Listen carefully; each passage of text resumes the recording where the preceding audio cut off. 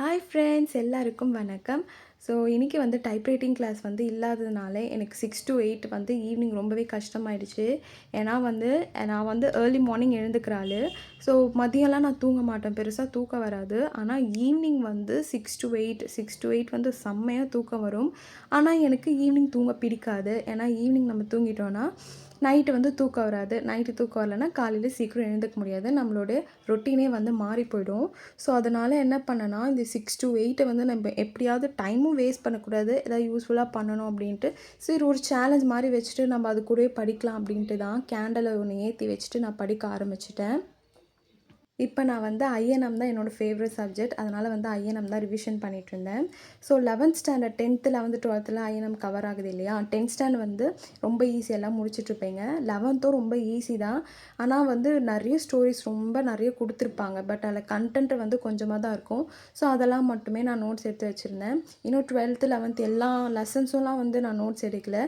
எதெல்லாம் வந்து ரொம்ப இம்பார்ட்டன்ட் லெசன் இல்லை நிறைய கண்டென்ட் இருக்கிறது, இல்லை அடிக்கடிக்கு மறக்கிறது, அதெல்லாம் மட்டும் அந்த ஸ்டோரியோடு நான் வந்து நோட்ஸ் எடுத்து வச்சுருந்தேன். ஸோ அதுதான் வந்து ரிவிஷன் பண்ணிகிட்ருந்தேன். நான் ஃபர்ஸ்ட் டைம் டிஎன்பிஎஸ்சி ப்ரிப்பரேஷன் பண்ணும்போது மைண்டில் என்ன இருந்துச்சுன்னா, எனக்கு முன்னாடி நிறைய பேர் வந்து ரொம்ப வருஷமாக படிச்சுட்டு இருப்பாங்களே, அவங்க இன்னும் போர்ஷன்ஸில் தரவாக இருப்பாங்களே, நம்ம இந்த ஷார்ட் டைமில் போர்ஷன் முடிக்க முடியுமா, இந்த மாதிரிலாம் இருந்தது. அப்போ நான் என்ன பண்ணேன்னா, அதிகமாக வந்து நான் தமிழுக்கு தான் வந்து ஃபோக்கஸ் பண்ணேன்.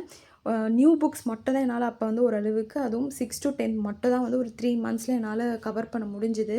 ஏன்னா ஜென்ரல் ஸ்டடீஸும் படிக்கணும் இல்லையா? அந்த 6 to 10 எப்படி படித்தேன்னா, போர்ஷன்ஸ் முடிக்கணும் அது மட்டும் தான் மைண்டில் இருந்தது. அப்படியே படிச்சுட்டு போயிட்டே இருந்தேன்.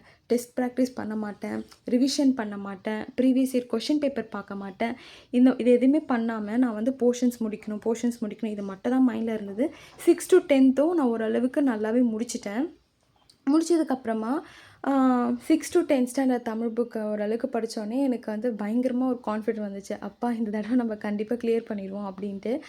ஆனால் கொஷின் பேப்பர் பார்த்தா இத்தனைக்கும் நான் வந்து 11th 12th படிக்கல. எனக்கு அப்போ வந்து தெரியாது ஓல்டு புக் படிக்கணும். ஏன்னா நிறைய பேர் வந்து நியூ புக் படித்தாலே போதும், 6 to 12 படித்தாலே போதும், இந்த மாதிரி தான் வந்து சொல்லி கேட்டேன். இப்போ தான் வந்து ஓல்டு புக் படிக்கணும், சிறப்பு தமிழாக படிக்கணும் அப்படின்னு சொல்லி அந்த இம்பார்ட்டன்ஸ் இப்போ தான் எனக்கு தெரியுது. அப்போ வந்து நான் நியூ புக் அது மட்டும் படித்தா போதுன்ற மாதிரி தான் நினச்சிட்டு இருந்தேன். அதுக்கப்புறம் நம்ம கொஷின் பேப்பரில் அனலைஸ் பண்ணும்போது எவ்வளோ கொஷின்ஸ் வந்து ஓல்டு புக்லேருந்து கேட்டிருக்காங்க அப்படின்றது வந்து எனக்கு எக்ஸாம் எழுதினதுக்கப்புறம் தான் தெரிஞ்சுது. சரி, நான் வந்து எக்ஸாம் கொஷின் பேப்பர் வந்த உடனே 6 to 10 ஸ்டாண்டர்ட் தமிழ் புக்லேருந்து கேட்டிருப்பாங்கல்ல, அதெல்லாம் வந்து ஒரு நல்லாவே ஆன்சர் பண்ணிட்டேன். ஏன்னா வந்து அதை வந்து நான் நல்லா ரிவிஷன் பண்ணிகிட்டே இருந்தேன். இந்த 9th 10th வந்து நான் வந்து முடிக்கணும் அப்படின்ற மாதிரி தான் நான் படித்தேன். பெருசாக வந்து இந்த சினானம்ஸு, நூல் குறிப்புலாம் வந்து ரொம்ப டீட்டெயில்டாலாம் படிக்கல. ஜஸ்ட்டு நான் வந்து முடிக்கணும் அப்படின்ற மாதிரி தான் படித்தேன். அது மைண்டில் இருக்கணும், ரீகால் பண்ணி பார்க்கணும், அந்த ஐடியாவே இல்லை. நான் வந்து ஃபுல்லாக முடிச்சிடணும். இன்றைக்கி படிக்கிறேன்னா நாளைக்கு ஞாபகம் இருக்கும், அடுத்த நாள் வந்து மறந்துடும். அந்த லெவலில் தான் வந்து நான் 9th and 10th வந்து படித்து வச்சுருந்தேன். ஸோ 9th 10thலேருந்து கொஷின் கேட்கும்போது நிஜமாக என்னால் வந்து ஆன்சர் பண்ண முடியல. ஏன்னா நான் ஒழுங்காக ரிவிஷன் பண்ணாதது ஒன்று, ரீகால் பண்ணலை, டெஸ்ட்டு போடலை. ப்ரீவியஸ் இயர் கொஷின் பேப்பர் பார்த்துருந்தானா எனக்கு வந்து 9th 10th வந்து எவ்வளோ இம்பார்ட்டன்ஸ் கொடுக்கணும் அப்படின்றது எனக்கு தெரிஞ்சிருக்கும். ஸோ 6th 7th 8th வந்து ரொம்ப ஈஸி லெவல்ன்றனால அது வந்து எனக்கு நல்லாவே புரிஞ்சிச்சு, மைண்டில் இருந்தது. பட் 9th 10th வந்து எனக்கு ரொம்ப கஷ்டமாக இருந்தது. ஐயோ எங்கேயோ படிச்சிருக்குமே ஆனால் ஞாபகத்துக்கு வரல. 4 ஆப்ஷனில் இந்த 2 ஆப்ஷன்லேருந்து ஆன்சர் இருக்குன்றது தெரியுது, ஆனால் எது கரெக்ட் ஆன்சர் எனக்கு வந்து தெரியல.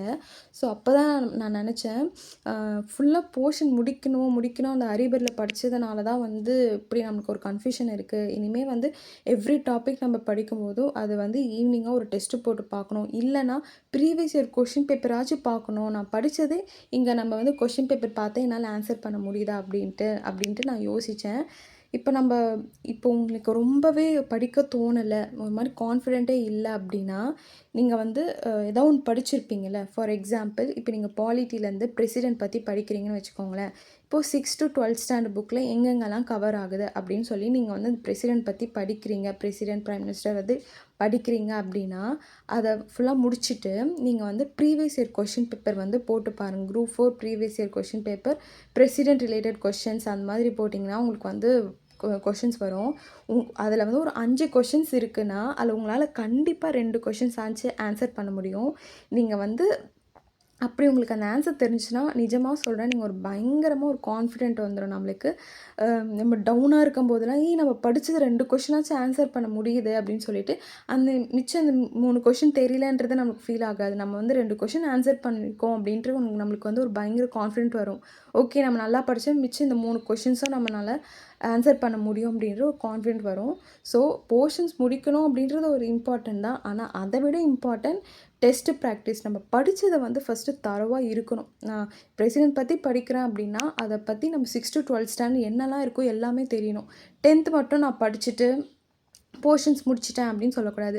6-12 ஸ்டாண்டர்ட் பிரசிடென்ட் பத்தி என்ன இருக்கு, அத படிச்சுட்டு நீங்க ப்ரீவியஸ் இயர் கொஸ்டின் பேப்பர் வந்து குரூப் 4ன்னு போட்டு பார்த்தீங்கன்னா, உங்களால கண்டிப்பா ஆன்சர் பண்ண முடியும். அந்த தெரியாத கொஸ்டின்ஸும் நீங்க நோட் பண்ணி வச்சுக்கிட்டோன்னா, எக்ஸ்ட்ராவா நமக்கு ஒரு பாயிண்ட்ஸ் தெரிஞ்ச மாதிரி தான். ஸோ இந்த மாரி தான் வந்து நம்ம வந்து ப்ராக்டிஸ் பண்ணணும். நான் அப்படி தான் ப்ராக்டிஸ் பண்ணிட்டுருக்கேன். காலையில படிச்சேன்னா, ஈவினிங் வந்து அதுக்கு ரிலேட்டடா ஒரு டெஸ்ட்டு போட்டு பார்க்குறேன். ஏன்னா அப்படி போட்டு பார்த்தா தான் எனக்கும் கொஞ்சம் ஒரு கான்ஃபிடென்ட் வருது. ஓகே நம்மளால பண்ண முடியுதுப்பா அப்படின்னு. ஸோ நீங்களும் அது மாரி ப்ராக்டிஸ் பண்ணுங்க. இது ஏன் நான் சொல்கிறேன்னா, இப்போ புதுசா படிக்கிறாங்க இல்லையா? அவங்களுக்கு வந்து ஏற்கனவே படிச்சுட்ருப்பாங்க, இல்ல போர்ஷன்ஸ் முடிச்சவங்க அவங்கலாம் பார்த்தா ஒரு பயம் வந்துரும். நம்ம இப்போ தான் ஸ்டார்ட் பண்ணியிருக்கோம், நம்மளால முடிக்க முடியுமான்ட்டு.